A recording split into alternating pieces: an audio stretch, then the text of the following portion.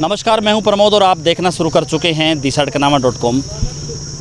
2010 में लगे 1983 पीटीआई जो है आंदोलन पर है और इस समय मैं आपको तस्वीरें सिरसा की दिखा रहा हूं।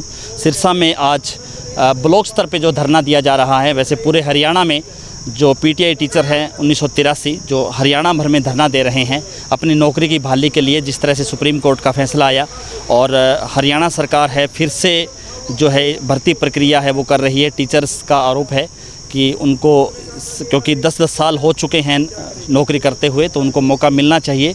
और दूसरी बड़ी बात है कि जिस तरह से सुप्रीम कोर्ट ने फैसला दिया कि इस लॉकडाउन के बाद 5 महीने में इस भर्ती को प्रक्रिया को पूरा किया जा सके। टीचर्स का आरोप है कि लॉकडाउन अभी चल रहा है, लेकिन हरियाणा सरकार ने जल्दबाजी में ये जो निर्णय लिया है, टीचर्स को रिलीव कर दिया है और जो टीचर्स हैं उनके पारिवारिक जो दिक्कतें हैं वो शुरू हो चुकी हैं। आर्थिक संकट शुरू हो चुका है क्योंकि जो 1983 पीटीआई जो टीचर्स हैं उनके जो परिवार का जो पालन पोषण है, भरण पोषण है, उनकी जिम्मेदारी इन्हीं लोगों पर है। और सरकार जैसे ही इनको जो रिलीव करके जो घर बैठा दिया है, इनके घर पे चूल्हा तक नहीं जला है। और आज पूरे हरियाणा में ब्लॉक स्तर पे जो टीचर्स है वो प्रदर्शन कर रहे हैं। हम आपको बता दें कि सिरसा में कुल 87 पीटीआई टीचर्स हैं जो जिनको रिलीव किया जा चुका है। मेरे साथ कुछ टीचर्स हैं, हम इनसे चर्चा करते हैं कि आज का इनका जो प्रोटेस्ट है किस तरह से है। जी मैडम नमस्कार सर। सर जैसे कि आप सभी ने बता ही दिया कि सुप्रीम कोर्ट का जो फैसला आया तो उसके अगेंस्ट में सरकार ने हम सभी को रिलीव कर दिया है।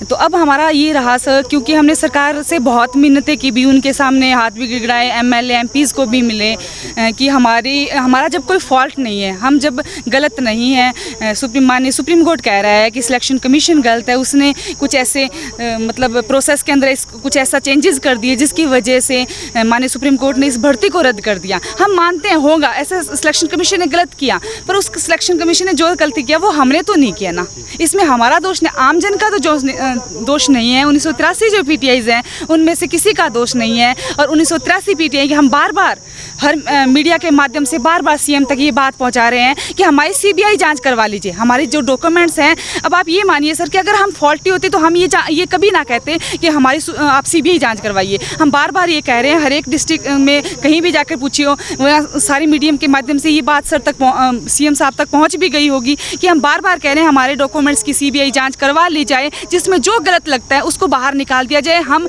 बिल्कुल नहीं बोलेंगे चाहिए मैं भी गलत हूँ सर तो मेरे को भी बाहर निकाल दिया जाए, इसमें मुझे कोई दुख नहीं होगा, क्योंकि मेरी एक की वजह से जो हमारे 1982 पीटीआईज हैं उनको सजा क्यों दी जाए सर। तो सर आज क्या प्रदर्शन है, कर्मी कंसन जो आज किया? सर जब हमारे पास कोई रास्ता नहीं बचा, जब सीएम साहब हमारे विरुद्ध हो गए, हमारे पास कोई, अब आप ये मानो कि सरकार की तरफ से हमें कोई रिलैक्सेशन मिलने वाला नहीं है। ये हमने देख लिया, हमने हाई कोर्ट के माध्यम से भी देख लिया, वहाँ अपनी याचिका दायर करके भी देख ली।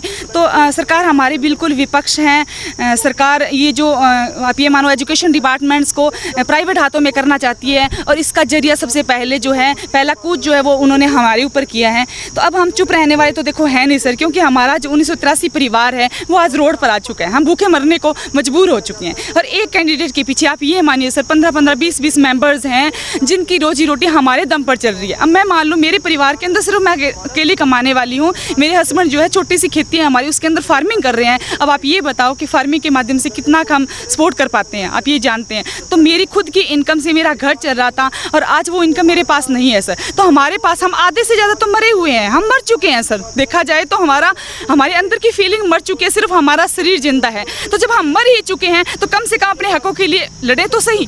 तो आज इसी में हमने संघर्ष की नीति जो अपनाई है, सबसे पहले हमने ब्लॉक लेवल पे शुरू किया है। आज पूरे हरियाणा के अंदर हर एक डिस्ट्रिक्ट के अंदर जितने भी ब्लॉकेज हैं उन सभी ब्लॉकों के अंदर धरना प्रदर्शन किया जा रहा है। उस ब्लॉक के जितने भी टीचर्स हैं वो आज धरने पे बैठे हैं और उनकी सपोर्ट में सारे सिर्फ कर्मचारी संघ मान लो, आप जो ट्रांसपोर्ट है वो संघ मान लो, या जितने भी विजिलेंस के जो भी मतलब है वो सभी हमारे सपोर्ट में आए हुए हैं सर। तो अब हमने शुरू किया है ब्लॉक लेवल पे और जल्दी ही हम डिस्ट्रिक्ट लेवल पे बड़ा संघर्ष शुरू करेंगे। और अगर हमें अपनी जॉब बचाने के लिए, अपनी रोजी रोटी बचाने के लिए अगर हमें सीएम साहब का घेराव करना पड़ा और हमें कुछ भी करना पड़ा, हम वो करने के लिए तैयार है सर। हम अपने हकों के लिए लड़ेंगे, अंतिम दम तक लड़ेंगे सर, हम जल्दी हार नहीं मानेंगे। तो आज जो कर्मी कंसन किया जा रहा है टीचर्स को लेकर, पुनर्विचार याचिका लगाई गई थी जिसको हाई कोर्ट ने रद्द कर दिया, तो अब क्या कहेंगे, अगला कदम क्या होगा टीचर्स का, क्या करेंगे वो? सर टीचर्स आगे आकर फ्यूचर में जो भी भविष्य में हम लोग ये और भी अनशन में आगे शामिल होंगे। मैं बहुत दिन से, मैं खुद भी बीमार हूँ। मैं भी पीटीआई से डीपी प्रमोट हुई थी पीछे 2 साल पहले, और हम लोग मेरिटोरियस स्टूडेंट्स हैं। आप ये नहीं कह सकते कि हम गलत लगे हुए हैं। आप हमारे डॉक्यूमेंट्स चेक कराइए। 1983 में अगर कोई लगा भी है तो आप दोबारा से उसको मेरिट में लेकर के आइए और देखिए कि कौन किस हिसाब से सफ़र कर रहा है। पिछले 10 साल से अगर हम सफ़र कर रहे हैं, आज हम किसी लायक नहीं रहे सर। ना हम इधर जाने लायक हैं, ना हम इधर जाने लायक, क्योंकि हम अधेड़ उम्र में आ चुके हैं। हमारे छोटे छोटे बच्चे हैं। मेरा खुद का एक बच्चा है। मैं खुद एक डिवोर्सी हूँ। पूरे सिरसा डिस्ट्रिक्ट में 87 में मैं एक अकेली डिवोर्सी हूँ जिसके सहारे मेरा घर चल रहा था। मेरी खुद की दवाइयाँ चल रही हैं, ठीक है जी। वैसे तो ये गवर्नमेंट बोलती है कि बेटी बचाओ बेटी पढ़ाओ। आज बेटियां कहाँ पर हैं? बेटियां सड़क पर हैं। आप लोगों ने रोड पे लाके खड़ा कर दिया हम अपनी बच्चियों को। अगर ये सरकार बेटी बढ़ाओ बेटी बढ़ाओ बचाओ और बेटी बढ़ाओ का नारा देती है तो आज अपनी बच्चियों के लिए ही कर दे। हम ये नहीं कहते कि आप गलत के खिलाफ मत जाइए, लेकिन जो सच है सच के साथ भी तो चलिए ना जी। कोई तो हमें सांत्वना देना आकर के। किसी भी गवर्नमेंट, चाहे वो कांग्रेस रही है, चाहे वो चौटाला जी रहे हैं, चाहे वो बीजेपी गवर्नमेंट रही है, किसी भी गवर्नमेंट में पहले ऐसा नहीं हुआ कि किसी कर्मचारी पर, रेगुलर कर्मचारी को बाहर निकाला गया हो। मैं आपकी मीडिया के माध्यम से ये सरकार को बोलना चाहती हूँ, खट्टर साहब को बोलना चाहती हूँ कि हमें हमारे डॉक्यूमेंट्स हमें चेक करवा करके जो सही डिसीज़न है, जो सबके हक में डिसीज़न है, उसको दिया जाए।